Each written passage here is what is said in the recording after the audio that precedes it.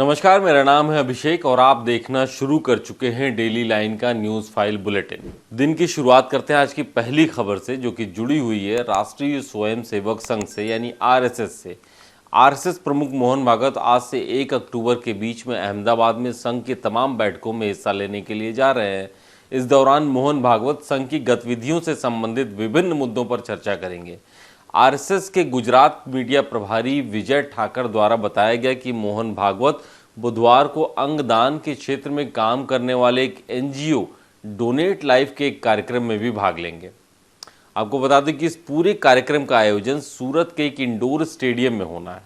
मोहन भागवत इस कार्यक्रम में उन डॉक्टरों की मौजूदगी में दक्षिण गुजरात के लगभग 70 डोनर्स के परिवारों को सम्मानित भी करेंगे, जिन्होंने डोनर्स के शरीर से अंगों को निकालने के लिए सर्जरी की है, और इसके साथ साथ उन लोगों को भी सम्मानित किया जाएगा जिनके अंग बदलने के बाद उन्हें नया जीवन मिला है। अब ये खबर क्यों है, मैं ये समझते हैं। आरएसएस प्रमुख मोहन भागवत काफ़ी दिनों बाद गुजरात दौरे पर गए हैं। डोनेट लाइफ के कार्यक्रम के बाद वो संघ के अलग अलग इकाइयों के मंत्रियों और अन्य पदाधिकारियों के साथ आगामी लोकसभा और विधानसभा चुनावों को लेकर के चर्चा कर सकते हैं। आपको बता दें, गुजरात में आरएसएस का प्रभुत्व पूरे भारत में सबसे ज़्यादा है, चाहे वो गुजरात विधानसभा का चुनाव हो या फिर लोकसभा चुनाव हो। संघ की भूमिका चुनाव को हमेशा से ही प्रभावित करती रही है। अब बात करते हैं आज की अगली बड़ी खबर की, जो कि उत्तर प्रदेश की राजधानी लखनऊ से है। बीती रात लखनऊ में एक बड़ा हादसा हुआ है। एक नए बन रहे स्पेस अपार्टमेंट के पास मजदूरों का मकान ढह गया। हादसे में 2 लोगों की मौत हो गई है, जबकि 12 लोग गंभीर रूप से घायल हो गए हैं। जानकारी के मुताबिक हादसे में जिन 2 लोगों की मौत हुई उनमें एक पुरुष और एक बच्चा शामिल है। हालांकि अभी मकान ढहने के सही कारण का पता नहीं चल पाया है। एनडीआरएफ की टीम मलबे से घायलों को बाहर निकालने में जुटी हुई है। वहीं दूसरी ओर घायल लोगों को इलाज के लिए अस्पताल भेज दिया गया है। पुलिस सूत्रों के मुताबिक यह हादसा रात में 11:30 बजे हुआ, जिसमें एक मल्टी लेवल पार्किंग की जमीन धंस जाने के चलते कई झोपड़ियां भी ढह गईं। अब ये खबर क्यों है, मैं ये समझिए। दरअसल लखनऊ शहर बीते कुछ समय से ऐसे हादसों का शिकार होता रहा है। इसी साल जनवरी में हजरतगंज के बटलर पैलेस व पराग डेयरी के पास 4 मंजिला अलाया अपार्टमेंट के ढह जाने के बाद करीब 24 लोग उसमें फंस गए थे। बाद में 3 महिलाओं की मौत हो गई थी। उस वक्त भी प्रशासन ने कहा था कि ऐसे हादसों पर लगाम लगाने के लिए कड़ी कार्रवाई की जा रही है। अब रुख करते हैं आज की अगली बड़ी खबर की, जो कि महाराष्ट्र से है। महाराष्ट्र सरकार ने मराठा आरक्षण के मुद्दे पर चर्चा के लिए सोमवार को मुंबई में सर्वदलीय बैठक बुलाई है। उप मुख्यमंत्री अजित पवार ने रविवार को कोल्हापुर में एक जनसभा को संबोधित करते हुए कहा है कि मराठा समुदाय के कई लोग अमीर थे, लेकिन बहुत से लोग गरीब भी थे, जिन्हें उनका हक आज तक नहीं मिला है। उन्हें मदद की ज़रूरत है। मराठा समुदाय को आरक्षण देते समय यह सुनिश्चित किया जाना चाहिए कि अन्य पिछड़ा वर्ग प्रभावित ना हो। अब एक खबर क्यों है, मैं इसको समझते हैं। दरअसल महाराष्ट्र के मराठा आरक्षण कार्यकर्ता मनोज जरांगे मराठा समुदाय को कुणबी दर्जा दिलाने की मांग कर रहे हैं, जिसके लिए वे करीब 2 सप्ताह से भूख हड़ताल पर हैं। मराठा समुदाय के लोगों को अगर ये दर्जा दिया जाता है तो वो ओबीसी आरक्षण का लाभ उठाकर अपनी सहूलियत के हिसाब से इसे ले पाएंगे। हालांकि इस मुद्दे पर महाराष्ट्र सरकार और जरांगे के बीच कई दौर की बातचीत पहले भी हो चुकी है, लेकिन इसका कोई नतीजा अभी तक नहीं निकला है। अब बात करते हैं आज की अगली बड़ी खबर से, जो कि अफगानिस्तान के बारे में है। बीते 28 सितंबर 2023 को भारत में अफगानिस्तान के राजदूत की ओर से एक बड़ा फैसला लिया गया है।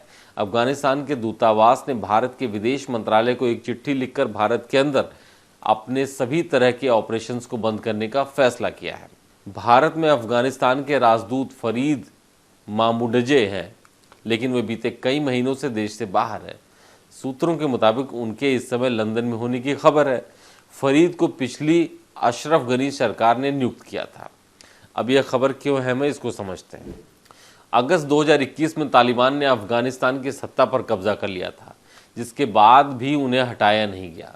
वे भारत में अफगानिस्तान के राजदूत के रूप में काम करते रहे थे, लेकिन अभी लंबे समय से भारत से बाहर रहने और दूसरे देश में शरण लेने के चलते अफगान दूतावास की तरफ से यह फैसला लिया गया है। अब आपको बता दें, भारत और अफगानिस्तान की तालिबान सरकार से संबंध काफ़ी अच्छे हैं।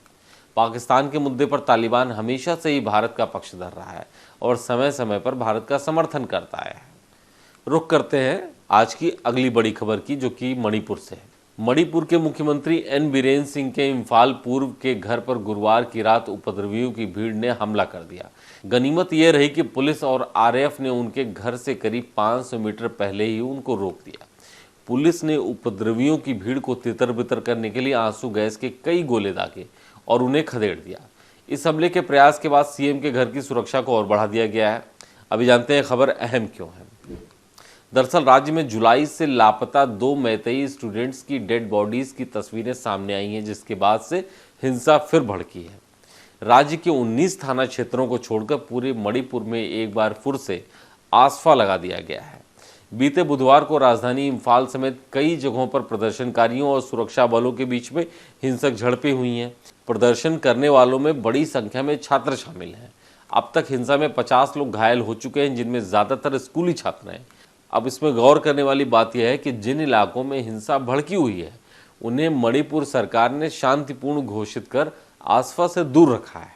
हमारी आखिरी खबर जुड़ी है खालिस्तान आतंकी गुरुपंत सिंह पन्नू से। सिख फॉर जस्टिस के आतंकी पन्नू ने भारत में होने जा रहे क्रिकेट वर्ल्ड कप को लेकर धमकी देते हुए कहा है कि 5 अक्टूबर को क्रिकेट वर्ल्ड कप नहीं, आतंकवाद वर्ल्ड कप की शुरुआत होगी। गुजरात के अहमदाबाद शहर में नरेंद्र मोदी स्टेडियम में मैच के दिन खालिस्तानी झंडों का सैलाब देखने को मिलेगा और हरदीप सिंह निज्जर की हत्या का बदला लिया जाएगा। अब जानते हैं यह खबर अहम क्यों है। दरअसल पन्नू का ये ऑडियो भारत में ही उसके समर्थकों द्वारा अलग अलग आईडी से सोशल मीडिया पर काफ़ी तेज़ी से वायरल किया जा रहा है, जिसमें दावा किया जा रहा है कि ऑडियो पन्नू ने ही जारी किया है। आईसीसी क्रिकेट वर्ल्ड 2023 का आयोजन 5 अक्टूबर से भारत में होने जा रहा है। ये मैच 12 साल बाद भारत में खेला जाएगा। 5 अक्टूबर को अहमदाबाद के नरेंद्र मोदी स्टेडियम से क्रिकेट वर्ल्ड कप का आगाज़ होना है, जिसमें पहला मैच इंग्लैंड और न्यूजीलैंड इन दोनों टीमों के बीच में खेला जाना है। आज के न्यूज़ फाइल बुलेटिन में बस इतना ही। देश और दुनिया की तमाम खबरों पर अपडेट बने रहने के लिए देखते रहिए डेली लाइन।